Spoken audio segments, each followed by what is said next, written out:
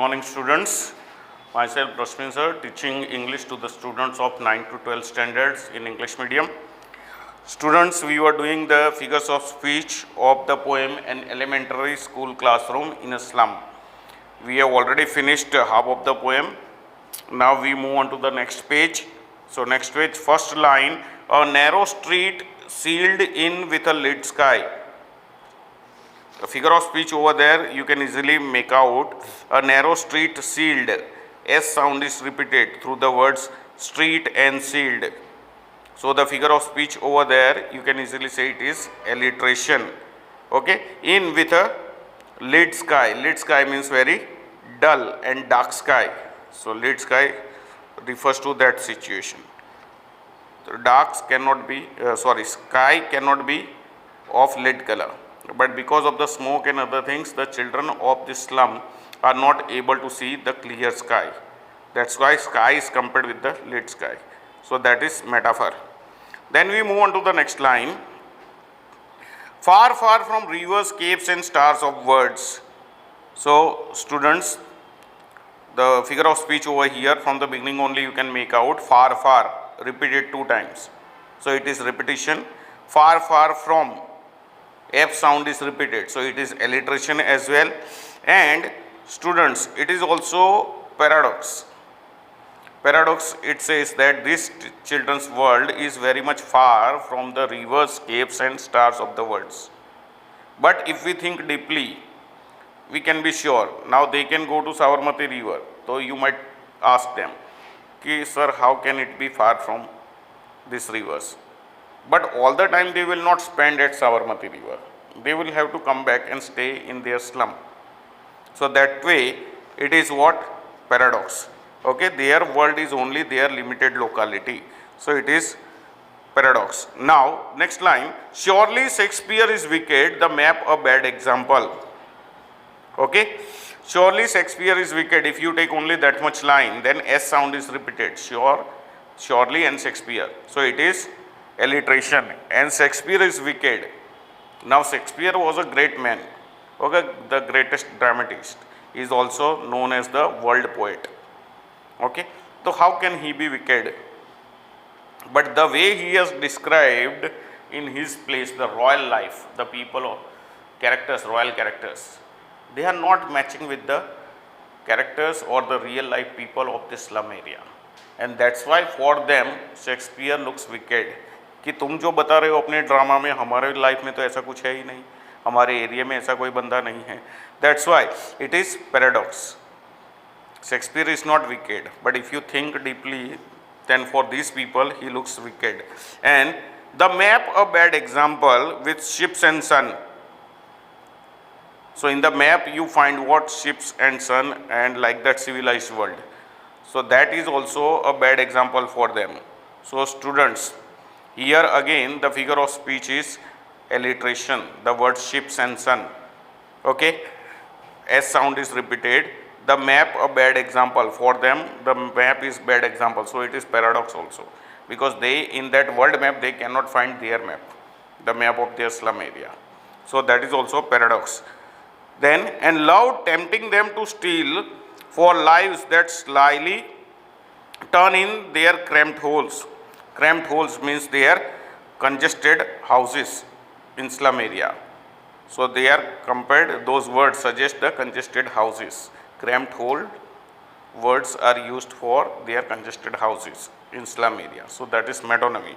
Okay, and it is also personification, because the outer world, okay, ships and sun and all these lovely natural things are tempting them.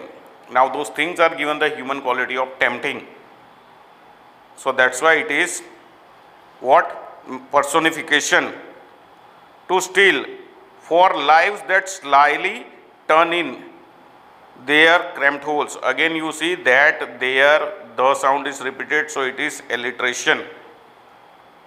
Then from fog to endless night, again there is a question mark in the end of the sentence, so it is rhetoric question, students. Okay, and it is also, we can say, from fog to endless night. that is their condition, sad condition, that talks about their miserable life. So fog to endless nights represents their sad condition, their miserable condition. So that's why it is metonymy. Okay. Then from fog to endless, again from fog, ff sound is repeated through those words. So it is alliteration. Then we take the next line. On their slag heap, these children wear skins peeped through by bones and spectacles of steels with mended glass like bottle bits on the stones. Okay, we will break that line into two. So on their slag heap, these children wear skins peeped through by bones. If we take that much line, slag heap shows what? The garbage dumps in their area. So it is metonymy. These children wear skins peeped through by bones. By bones. So B sound is repeated through those words. So it is alliteration. Okay. Now skins over here also means the torn clothes. Okay. And that is also trying to say that these children are the victims of malnutrition. So if you take that way, then the figure of speech over there is again metonymy. Okay. They can be peeped through by bones, and that is too much to say. Through their skin you cannot count their bones, but it is said over here. So it is hyperbole also, students. Okay. And spectacles of steel mended with glass. So spectacles of steel, ss sound is repeated. So it is alliteration. With mended glass like bottle bits on the stone. Okay. So mended glass of the spectacles are compared with the bottle bits which were made on the stone by breaking the bottle on the stones, the bits that took place. So mended glass are compared with the bits of the bottle. So that's why it is simile, students. Okay, like word is used, so it is simile. Then all their time and space are foggy slum. Students, again this is paradox. उनका पूरा time और space, जगह जो भी है वो उनका slum area ही है. And what sort of slum area that is foggy. It seems that there would be never no change. Okay, they will have to pass their entire lifetime in that slum area only. So that is, students, a paradox. It is also hyperbole. The government might come up with certain schemes and just remove their slum area and settle them in a better place. So this is again hyperbole. It is both paradox also and hyperbole also.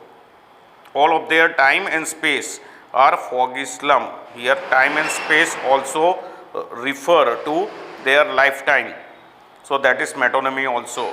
So blot their maps with slums as big as doom.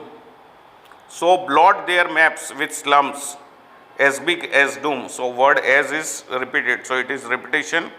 Again, students, the words so and slums refer to S sound. So it is alliteration. And their slum is compared with the doom. So that's why it is simile, compared with the words of comparisons as. So it is simile also. Now we move on to the last stanza. Unless governor, inspector, visitor. Okay. So students, you see over here, this map becomes their window. If they don't come to help them out, this map becomes their window. So the map is given the quality of becoming something. So it is personification. And if you look at the words governor, inspector, visitor, all the words have ending sound so it is internal rhyme. Understood? So that particular line from unless governors, inspector or visitor, if you take that much, then it is internal rhyme. And if you take the next line, this map becomes their window. So that is personification. Okay. And these windows, so students, you see in this particular line, this map becomes their windows and these windows. So window is repeated twice. So it is repetition. and these windows that shut upon their lives. So these, that and there, these three words give you the idea that it is alliteration. The sound is repeated. Shut upon their lives like catacombs. So here their miserable condition, their windows, their slum houses are compared with the catacombs. Students, these windows shut upon their lives. Windows here means their houses are compared with the catacombs. Catacombs means the small graves, and the word of comparison used over there is like. So it is simile, and it is also metonymy, because windows here, synecdoche, because windows represent their houses. Shut upon their lives like catacombs, and that is again personification, because windows are given the quality of shutting their life. Okay. Then next line, break, oh break, open till they break the town. Very easy to identify, because the word break is written 3 times. So break word is repeated thrice, so it is repetition. Okay.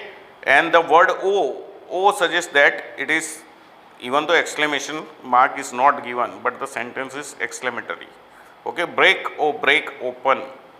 Okay, so that is figure of speech exclamation also.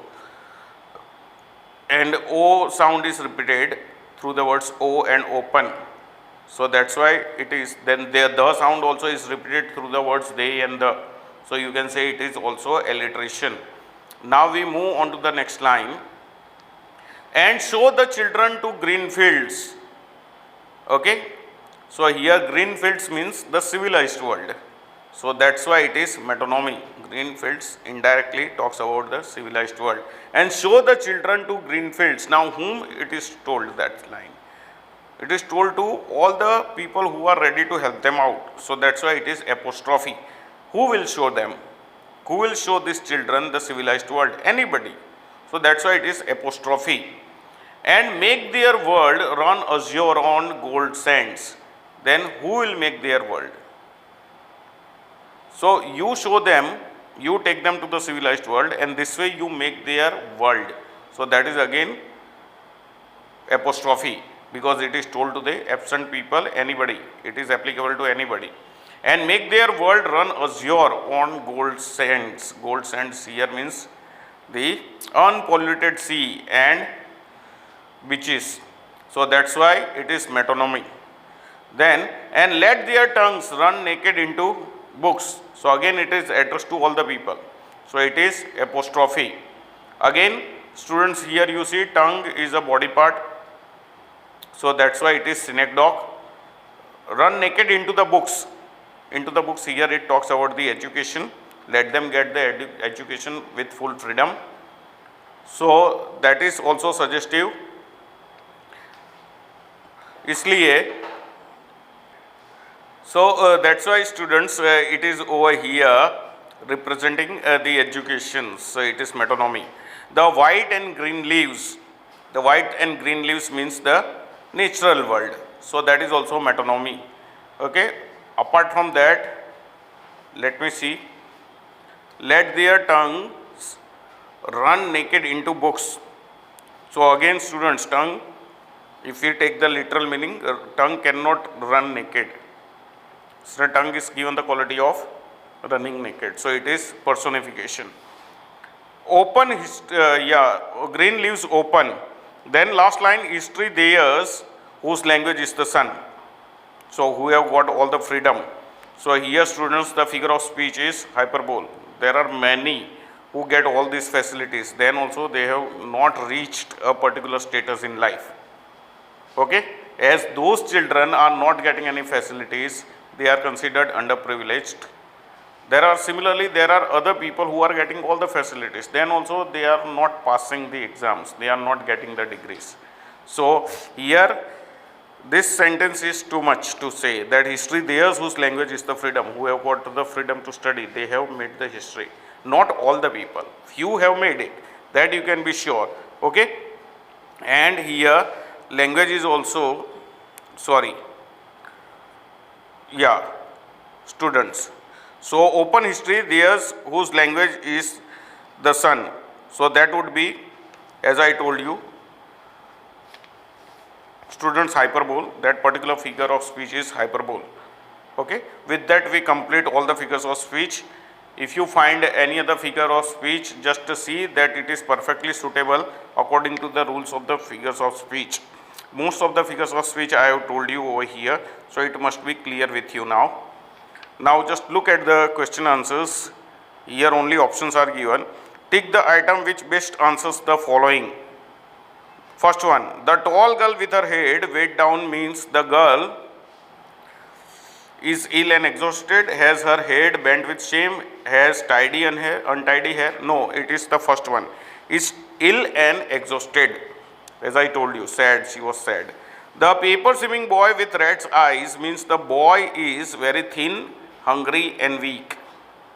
Paper swimming boy, I told you, it is what? The victim of malnutrition.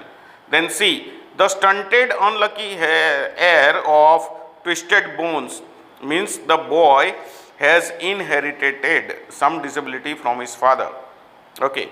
Then D, his eyes live in a dream, a squirrel's game in the tree room. Other than this means the boy is distracted from the lesson. In class lesson is going on, his attention is somewhere else.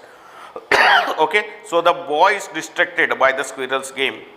Then E, the children's faces are compared to rootless weeds. This means they are insecure, are ill-fed, are wasters. They are wasters. If they are serious about the studies, they will take care of everything. Okay, from their books, their bags, their other material of studies till their look. Okay. Now look at the second question. What do you think is the color of sour cream? What do you think the poet has used this expression to describe the classroom? Why? So here the color of the sour cream is almost yellowish, and the poet has used it to show that the walls of this elementary classroom have not been painted for a long time, and that's why they have become very yellowish.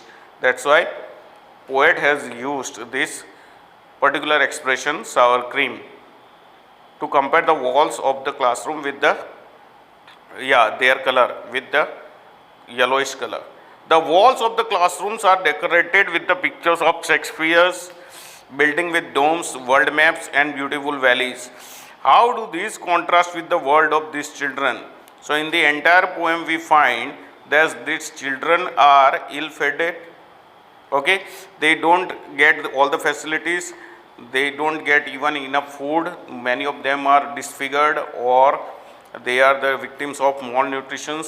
Compared to their condition, the pictures hung on the wall show some civilized world. The world of Shakespeare is the world of the royal people. Okay, then the buildings of domes, that also shows a very developed city. Then the world maps where their map is not found at all, and beautiful valleys. So beautiful valleys are also not found in their slum area. So that's why the poet has contrasted the civilized world with their world. So that's why they are not matching at all. Okay, next question. What does the poet want for the children of the slums? How can their lives be made to change?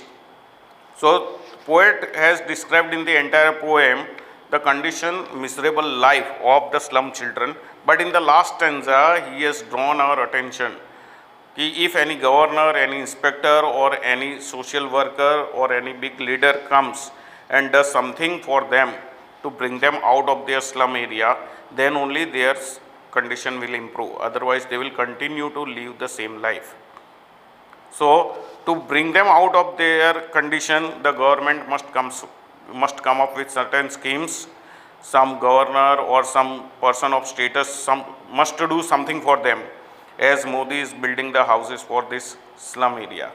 So like this, something must be done for them, then only they can be out of their world or out of their slum world and can match with the civilized world, some better place. They should be given enough facilities for education.